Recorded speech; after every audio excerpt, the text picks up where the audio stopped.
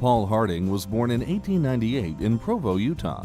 By 1930, a tough year to find a job, he had his PhD from Iowa State and landed a job with the U.S. Department of Agriculture. In 1935, the USDA sent Dr. Harding to Orlando, Florida to work on seasonal changes in citrus fruits.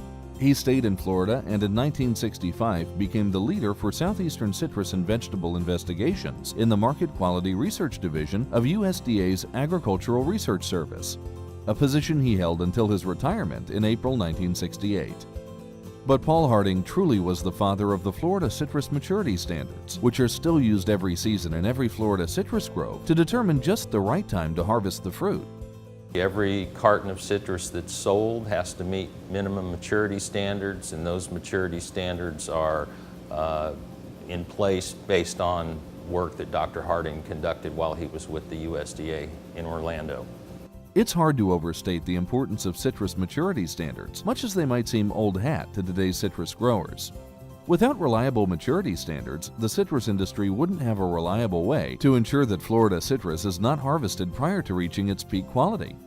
Harvesting at just the right moment translates to good-tasting fruit in the fresh market, and that means return sales. Harvesting at peak maturity also means the processed citrus sector can count on good quality juice.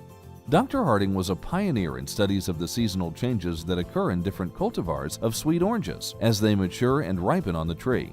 His seminal research related various factors in the grove, from the selection of cultivar and rootstock to considerations such as soil type and the age of the tree, to compositional changes that occur during fruit development.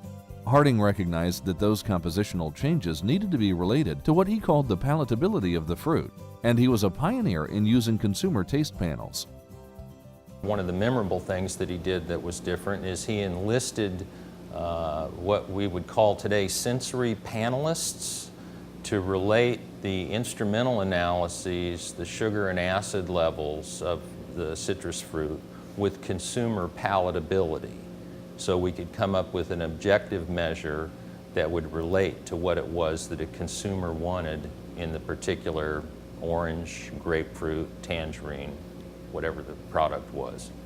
During his career, Dr. Harding published approximately 138 papers, running the gamut of aspects of citrus and contributing greatly to the delivered quality of domestic and exported fresh Florida citrus, thus helping earn Florida citrus the national and international reputation it enjoys today.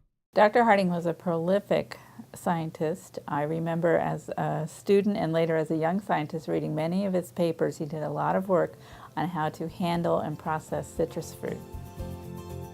It's been nearly a quarter of a century since Paul Harding's death at age 91, but his legacy lives on in virtually every Florida citrus grove. In terms of duration and dollar value, it would be difficult to overstate the importance of Dr. Harding's work on refining citrus maturity standards.